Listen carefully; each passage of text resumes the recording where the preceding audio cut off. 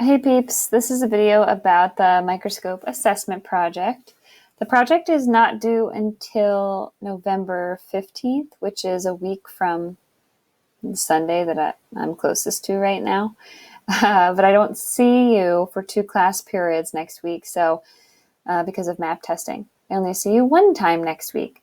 So I'm giving you an extra week to start and get to work on it. And if you missed class Thursday or Friday, or if you're in 5th period, Tuesday, you did not start this project. And you need to, because it's a big project. It's the microscope assessment. In other words, it's worth a little more. It shows you're learning through this whole microscope process and unit. So there's 2 options for you to do with the microscope assessment project. You could choose option 1 and research an important discovery about the microscope. I would like to be able to do something cool here. So that would be option 1. Option 2, you could design a microscope and present your design. Now, if I click to the next slide, okay. Oh my gosh. What if I click to the next slide? Is it going to still show that? No. Okay, good to know. Ideas for discoveries. These are just some ideas. You could easily research something else. If you just type in microscope discoveries or microscope or discoveries made with the help of a microscope, you would find probably some other good stuff too. But here are some ideas. Blood typing, forensics, DNA analysis, kind of like crime scene investigation stuff. Water quality testing to determine if water is safe, drinkable for us or for other living things. Surgical microscopes, so these are microscopes used in the operating room. They're also called operating microscopes. You need an operating microscope if you're going to get any sort of like LASIK eye surgery or any brain surgery. Operating microscopes are used. Diagnosing diseases, cancers, infections. Often microscopes are used in diagnosis. Vaccines, creation of vaccines, even the COVID-19 vaccine. They're trying to test out antigens, which are sort of like antibodies, and they're using incredibly high-powered microscopes to see how the virus responds to these antigens and antibodies, because they're trying to make a vaccine, obviously. So lots of stuff related to vaccines and diagnosis of diseases. Even circuit boards, so teeny tiny microprocessors, a lot of them were made for microscopes and with the help of microscopes. GMOs, genetically modified food, where scientists are able to change the DNA of crops to increase crop yields, to reduce to reduce pests or fungi that are ruining crops. Scientists can actually tinker with the genes of the crop to make it resistant to these things that are harmful and increase these crop yields. Metallurgy has to do with metalworking, gold, silver, that kind of thing, building stuff out of these precious minerals.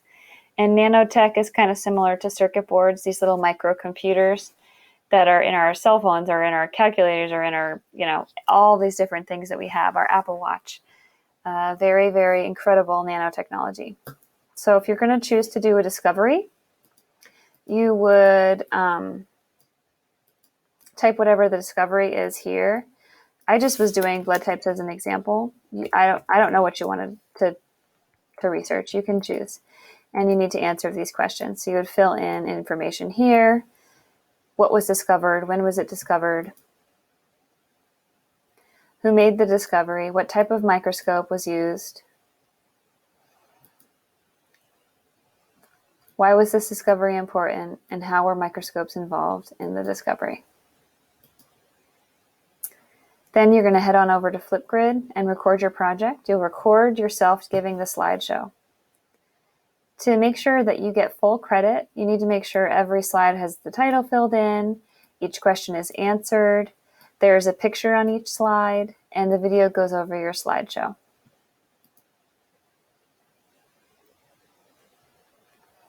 Option 2 is if you want to design a microscope. Here are some ideas I found online for microscopes. If you're going to be inspired by any of these ideas, that's wonderful. Just make sure that you make it your own in some way. You might tinker with the design a little bit to make it your own. You may be able to actually create a microscope, and you might not be able to actually physically build it.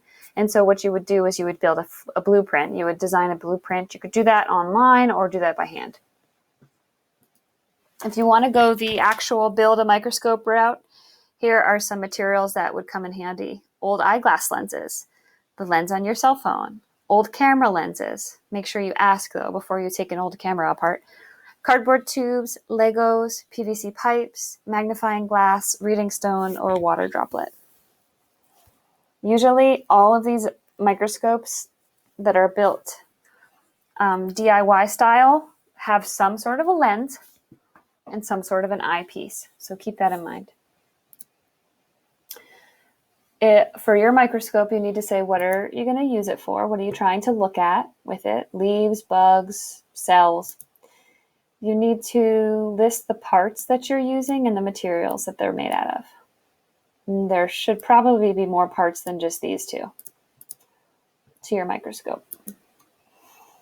Here's where you would include a blueprint or a picture of your design. It could be a digital drawing or it could be handmade. Just make sure you insert a picture of it. And also, by the way, these Polaroids are here so that you can put pictures on each slide. So that it just makes your project more interesting to look at when you have pictures on each slide. And then same thing with the first option, you still need to record a Flipgrid of yourself presenting your project. So you would get to Flipgrid, you'd use this link, and then you would do options, record screen. So you could record yourself doing the project. Here's the rubric. All the parts in your design need to be labeled so we know what they are. I'll show you an example. Each question is answered. There's a picture on each slide. The video goes over your slideshow. So let me get an example of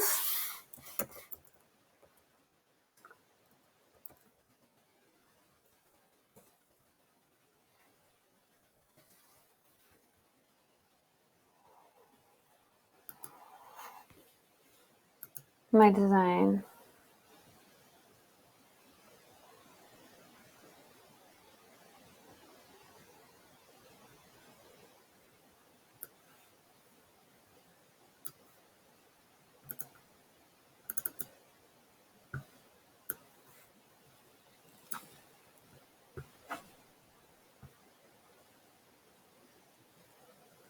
So this I did on Google Doc. I just opened a new Google Doc, called it my microscope drawing. Then I went to Insert, Drawing, New. And I designed this by using the shapes and the text boxes that they have on there. I just thought it was a really nice way to do it because unlike with Canvas, you can do text boxes and you can type on the drawing. So it's really easy to label your design. It's taking forever to load. Okay. I think you kind of get the idea. I just picked shapes here. And so, for example, if I found a good looking cylinder, I could use that for my eyepiece, which is basically what I did. But I want it to be pretty narrow. What's really laggy? Probably because I'm screencasting. So there's my eyepiece. It looks better the first time I did it, clearly. But let's say I want that to be brown. I would change the color. And I could type on it and I could say cardboard. It's upside down.